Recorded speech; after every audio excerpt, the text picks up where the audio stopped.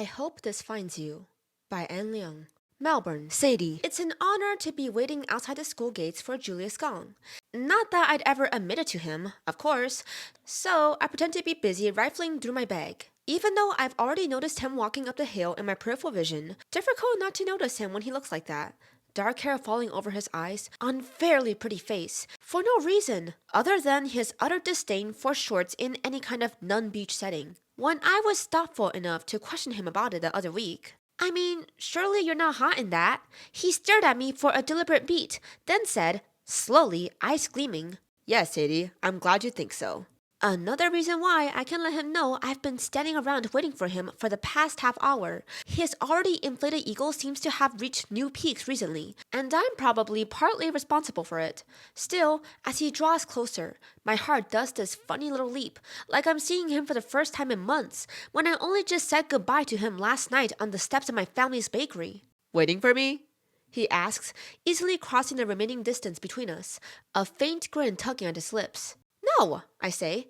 "I was just looking for something." "Looking for what?" His brows rise. "No!" I repeat louder.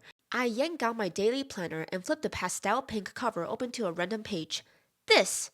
"Ah, right." He hooks one casual finger around the strap of my bag and tugs, pulling me closer to him so he can read the planner over my shoulder. "You need to see what you were planning to do 3 Wednesdays ago?" Wow, I've only heard of people planning in advance. I didn't realize you could also plan in hindsight. "Shush! That was just the wrong page," I insist, trying my best to focus on the planner while his breath tickles my neck. At last, I found my list of tasks for the day. Beneath the vaguely threatening title, I've written out loud for myself, "To do or else."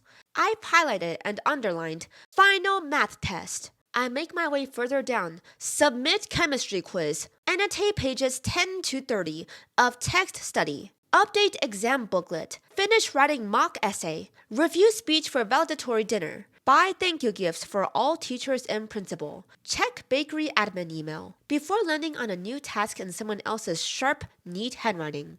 It says, "Take a break and go on a date with Julius." I hold the planner up higher and whirl around. "Wait! When did you write this?" Julius gazes innocently at me. "What are you talking about?" "I recognize your handwriting, Julius," I point out, biting my cheek to stop from smiling too wide. "I'm pretty sure I spent like a combined total of 80 hours staring at it." "That seems like an underestimation," he says. "You have, by your own admission, spent longer than that just staring at my hands." I wriggle free from him and march through the gates with as much false indignation as I can muster, knowing he'll follow right behind, and he does, his footsteps following quickly after mine. "I thought we agreed we weren't going to bring up the emails again." "Sorry," he says, without sounding remotely apologetic. "Though I think you should rearrange the order of your tasks. Make the last task your first priority." "I'll take a proper break after I beat you in the test today," I tell him. "Kind of cocky, aren't you?" "I must have learned it from you." Without glancing at him, I can tell he's smiling. I hadn't thought it was possible to know Julius Gong better than I already knew him. Not when I spent 10 years doing everything within my power to outsmart him, becoming attuned to his quirks and routines and habits. But there's so much more with him. There's always more. More to do. More to hope for. More to say. More to learn. New spaces carved into our routines for each other. New habits we've created together. Like how, when we reach the math building, he pushes the heavy glass door open and holds it for me. Or how when all the other students start streaming indoors with their backpacks and tennis rackets, he naturally puts his arms around my shoulders, careful not to let anyone bump into me. And isn't it strange? I found myself marveling how the safest I've ever felt is beside the boy I once considered the bane of my existence. "I can't believe you already have a list of tasks for the holiday," Julius says, nodding to my planner as I wrestle it back into my bag. "Well, of course," I huff out.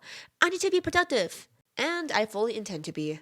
During the half-year gap between when school finishes here in Melbourne and when college starts in the US, I'm going to complete an internship, learn a new language, get a part-time job as a tutor, hire and train 2 more employees to help out at the bakery, run a marathon, and read the 40 books I've been meaning to get to all year. "Rest assured that you're on track to have the most productive holiday ever," Julius remarks. "I hope that makes you happy." "It does," I say cheerily, which earns me an affectionate shake of his head. "I suppose it's just as well," he says, "since you won't have to set aside time to plan out our trip." "Oh, I've already set aside time for that," I cut in. He arches a brow. So, the bet's still on? Of course it is. It's all I've been thinking about ever since we made the deal 2 months ago. Whoever scores higher in this final math test will get to plan out the entirety of our upcoming US trip before he starts college at Stanford and I start at Berkeley. And the other person will have to go along with absolutely everything, even if my pride weren't on the line. The idea of not being able to control every single factor while traveling around another country is horrifying. And with only 6 months to go before we leave for the US, we're already seriously pushing my limits when it comes to planning ahead. If I don't start booking tickets and finalizing details now, I might actually break out into stress hives. It's not like I don't trust Julius to organize our itinerary, but I'm used to doing these things by myself, from family vacations to girls' trips with Abigail. I'm always the one people turn for the check-in time and reservation code and restaurant recommendations. Plus, Julius and I clearly don't have the same idea of what makes for a pleasant trip. While I was leaning more toward a cute, cozy, conveniently located Airbnb, Julius has been eyeing a 5-star boutique hotel with Pegasus statues and fountains inside the lobby. Just checking. Julius fixes me with that beautiful, infuriating look I hate almost as much as I love. No backing out if you lose. I slow to a stop in front of the math classroom, lift my chin, meet his gaze. You're the one who's a sore loser. Only because losing is so rare for me. He says, It offends my very being. You offend my very being. He huffs out a laugh. Excuse me? Okay, that was unnecessary. I say, you don't offend my very being. Well, you do, or you used to, but only sometimes. When did you become so romantic? He says dryly, but he reaches into his pocket and hands me a strawberry and yogurt granola bar. It's both my favorite brand and flavor, the ones that are only available from the organic supermarket all the way on the other side of town, where everything costs triple the price, and the customers almost exclusively wear Lululemon. I blink at the bar in my hand, confused. What is this? Has all that late night studying inspired your ability to recognize basic food, Sadie? I know, but why? Are you trying to poison me? He scoffs. We've gotten dinner together like 50 times by now. I literally made you that steak dinner in my house just the other week. It was delicious, by the way. I loved the sauce. I can cook it for you again, He says immediately. But my point is, if I wanted to poison you, I would have had far better opportunities to do so. Valid, I concede. But then... You always lose your appetite before a test, don't you? You can take a few bites or save it for later, if you like. I just don't want you fainting from hunger in the middle of class. As I slip the bar into my blazer pocket, I feel a rush of gratitude for him, so strong it's almost violent. Like an attack on my system, everything in me rendered raw and vulnerable, left reeling in his wake. God help us, the day he finds out how much he affects me. Thank you, I tell him. And good luck with the test.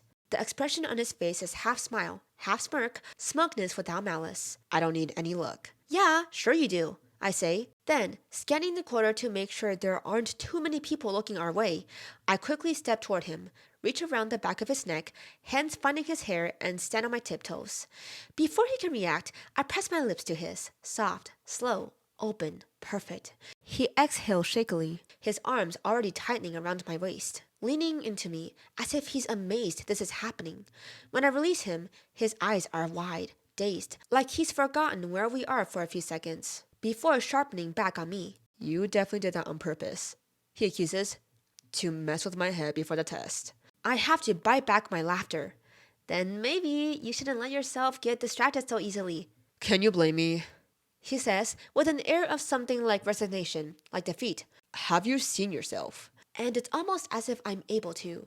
I see myself, reflected in his eyes, my cheeks flushed and my ponytail swishing, and he's watching me with such clear, unabashed affection that it's difficult not to believe he wants me. Makes me slightly dizzy to imagine I could hold that much power over another person, let alone someone like Julius Gong. Then the first warning bell sounds, and I straighten forcibly, pushing aside all tender thoughts of him. For the next period, he will not be my first and greatest love, but my first enemy, my greatest rival. I will obliterate him, and then I will hold him gently while we celebrate my victory. See you in there, I tell him, and turn on my heel before he can do something evil and ruinous, like kiss me back.